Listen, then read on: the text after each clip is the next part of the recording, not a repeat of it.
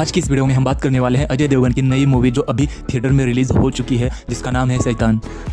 तो इस मूवी में आपको अजय देवगन देखने को मिलेंगे, माधवन देखने को मिलेंगे। तो इसमें जो अजय देवगन है उनका नाम इसमें कबीर होता है, और जो कबीर होता है अपने फैमिली के साथ, अपनी वाइफ और अपनी बेटी के साथ अपने फार्म हाउस पे जाता है। और फार्म हाउस में जाने के रास्ते में एक ढाबे पर रुक जाते हैं, और वहाँ पर इस स्टोरी का जो शैतान हो, मेन विलन जो है माधवन, वहाँ पर आ जाते हैं। तो वो जो शैतान होता है वो उस लड़की को, एक जो कबीर की बेटी होती है, उसको एक ढाबे पर खाना खाने के लिए वो वहाँ पर उनके साथ बैठ जाता है, मीठी मीठी बातें करके उनके साथ बैठ जाता है।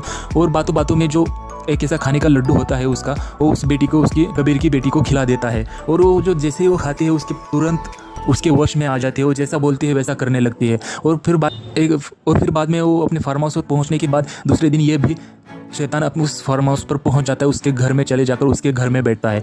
फिर और उसके बाद पूरी तरह से डरावनी स्टोरी यहाँ पर देखने को मिलेगी। उसकी बेटी जो होती है कबीर की, जो शैतान जो भी बोलता है वो वैसे जैसे बोलेगा वैसे वो करने लगती है, अपने आप को रोक ही नहीं पाती।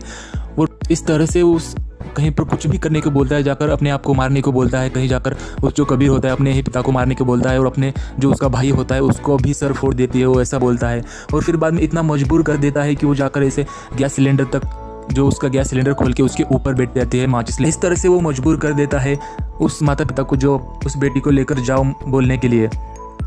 और फिर ऐसे मजबूर हो जाकर वो अपने छोटे बेटे की जान बचाने के लिए वो मजबूर हो जाते हैं बोलने के लिए, और अपनी बेटी की भी जान बचाने के लिए बोलने के लिए मजबूर हो जाते हैं कि मैं अपनी बेटी दान कर देता हूँ, आप लेकर जाओ, ऐसा बोलने के लिए मजबूर कर देते हैं। फिर बाद में वो जो शैतान होता है उसकी बेटी को लेकर चला जाता है।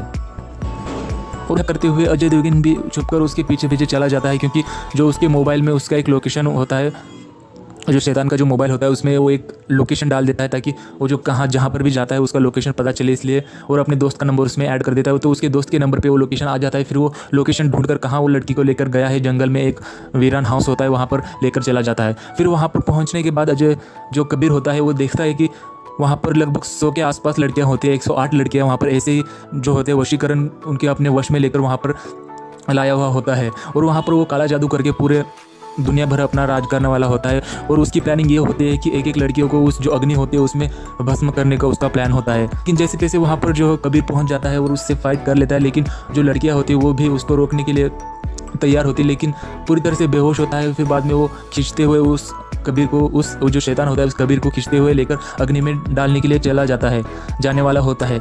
लेकिन उसी समय जो होता है, आखिरी समय में जो कबीर होता है एक चाकू से उस जो शैतान होता है उसकी ज़बान ही काट देता है। और वो ज़बान काटने के बाद वो लड़कियाँ पूरी तरह से पागल हो जाती है, क्योंकि उसके बोलने के ऊपर ही वो सब कुछ कर लेती है।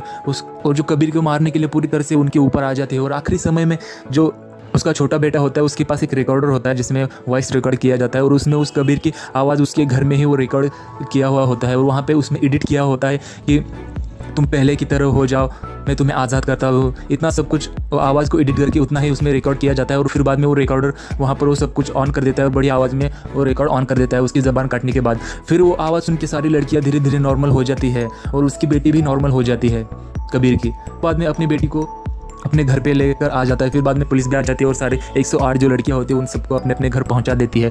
और फिर बाद में जो शैतान होता है इसको एक गुफा में कैद करके हाथ पैर बांध के जो कबीर होता है उसको वहीं पे रख देता है, पुलिस के हवाले नहीं करता। क्यों देखा जाए तो बहुत ही अच्छी, बहुत ही डरावनी पूरी मूवी में आपको पूरी तरह से एंटरटेनमेंट होगा जो आपको बोर नहीं करेगा। एक समय के लिए आप खुद भी डर जाएंगे। बहुत ही अच्छी मूवी है, आप इस मूवी को थिएटर में जाके ज़रूर देखना।